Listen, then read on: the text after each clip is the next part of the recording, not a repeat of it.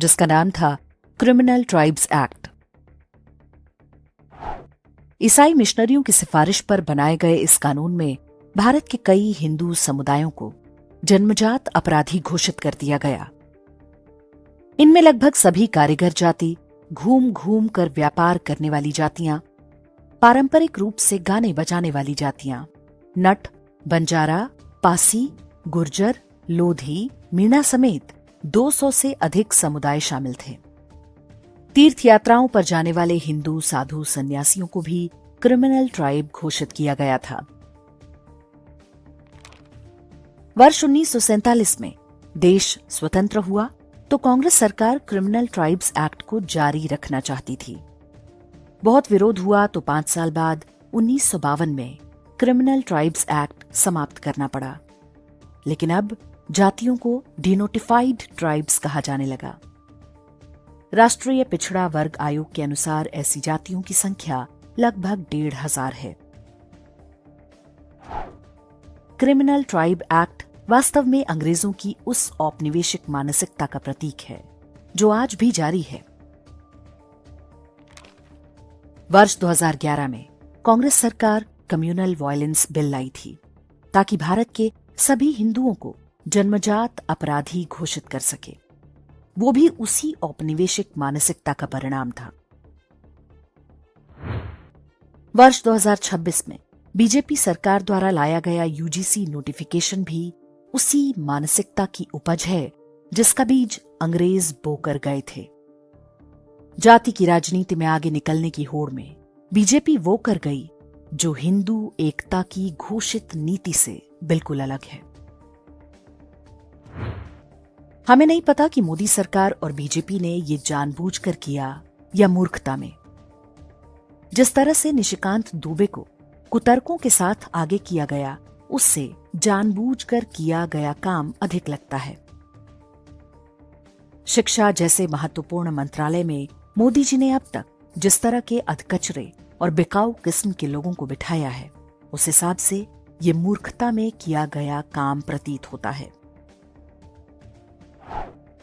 UGC की ऐसी guidelines कैसे बनी जो भारत में हिंदुओं के एक बड़े वर्ग को जन्मजात अपराधी घोषित करती हैं?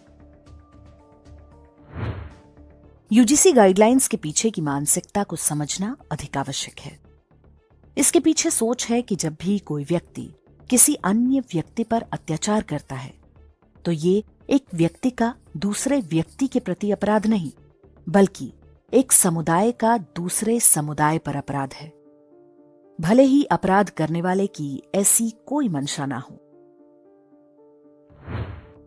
यूजीसी गाइडलाइंस को बनाने वाले मानते हैं कि क्लासरूम में दो दोस्तों के बीच लड़ाई हो जाए तो ये उनका व्यक्तिगत मामला नहीं, बल्कि उनकी जातियों के बीच का संघर्ष है। एक जाति सामूहिक रूप से ऑप्रेसर होगी और दूसरी ऑप्रेस्ड। यदि आप व्यक्तिगत रूप से ऑप्रेस्ड ना हो, आपको किसी ने नहीं सताया हो, तो भी आप अपनी सामूहिक पहचान के आधार पर विक्टिम कार्ड खेल सकते हैं। जो लोग यूजीसी गाइडलाइंस का विरोध कर रहे हैं, वे भी अपनी सामूहिक पहचान के आधार पर ही विरोध कर रहे हैं। ये सामूहिक पहचान है सवर्ण। उन्हें कोई बताने वाला नहीं कि सवर्ण नाम की कोई जाति नहीं होती। पिछड़ा वर्ग और दलित नाम की भी कोई जाति नहीं होती। विरोध इस आधार पर होना चाहिए कि ये गाइडलाइंस न्याय के मूलभूत सिद्धांत के विपरीत हैं। स्वतंत्रता के बाद क्रिमिनल ट्राइब्स एक्ट का जिन नेताओं ने सबसे अधिक विरोध किया, उनमें बीजी खेर, मोरारजी देसाई, गुलजारीलाल नंदा और पंडित हिरेन मुखर्जी जैसे दिग्गज थे। उनके लिए अपनी सामूहिक पहचान और अपराधी घोषित की गई जातियों की सामूहिक पहचान में कोई अंतर नहीं था। एक औपनिवेशिक षड्यंत्र के विरोध में वो पूरे समाज का प्रतिरोध था। कम्युनल वायलेंस बिल जब लाया गया था, तब पूरे हिंदू समाज ने एकजुट होकर प्रतिरोध किया था। उसमें बड़ा हिस्सा भाजपा का भी था, लेकिन उस पर ऐसा करने का दबाव भी समाज से आया था। ये वही भाजपा थी जो इससे पहले आरटीई यानी शिक्षा के अधिकार का संसद में समर्थन कर चुकी थी, जिसे हिंदुओं को नष्ट करने के लिए बनाया गया था। मोदी सरकार ने आज तक उस भेदभावपूर्ण कानून को हटाया नहीं है। यूजीसी का नोटिफिकेशन भी सरासर अन्याय है। इसका विरोध होना चाहिए, लेकिन तथा कथित सवर्ण बनकर नहीं। यदि आप जाति के आधार पर विरोध करते हैं तो आप उसी ट्रैप में फंस जाएंगे जिसमें फंसाने के लिए इस जाल को बुना गया है। इसका परिणाम भी वही होगा जो 1990 में मंडल आयोग के समय हुआ था। पूरा हिंदू समाज जातियों के कई खांचों में बांट दिया गया था, जिनसे वो आज भी बाहर नहीं आ सका है। यूजीसी नोटिफिकेशन केवल सामान्य वर्गों के लिए नहीं, ओबीसी, एससी, एसटी समेत सभी हिंदुओं के लिए खतरनाक है। यूजीसी का नोटिफिकेशन वापस होगा या नहीं, इससे अधिक महत्वपूर्ण है कि हिंदुओं के वोट से बनी सरकार में कुछ लोग औपनिवेशिक मानसिकता से संचालित हैं। वे लोग कोई भी हो सकते हैं, नेता, मंत्री और अधिकारी भी। जो भी हूं, इसका पता एक न एक दिन अवश्य चलेगा।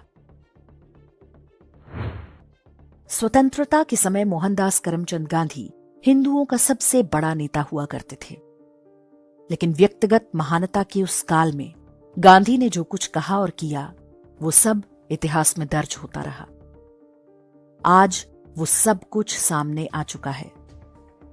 इतिहास ने जब गांधी को नहीं छोड़ा, तो गांधी की तरह आत्मघात करने वाले कैसे बच पाएंगे? आडवाणी को जब जिन्ना सेकुलर लगने लगा था, तो उन्हें भी जाना पड़ा था। हमें विश्वास है कि ये सारे आक्षेप प्रधानमंत्री नरेंद्र मोदी पर लागू नहीं होते। उन्होंने हजारों वर्षों से पददलित हिंदुओं को आत्मगौरव के कई कारण दिए हैं। हम इतने कृतज्ञ समाज नहीं जो उनके अच्छे कार्यों को भूल जाएं।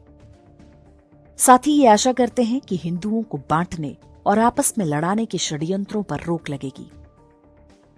हजारों वर्ष के इतिहास में ऐसा एक भी उदाहरण नहीं मिलता कि दो हिंदू जातियां आपस में युद्ध लड़ी हों।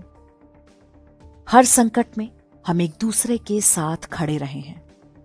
हमें कौन आपस में लड़ाना चाहता है, इस बात का पता लगना चाहिए।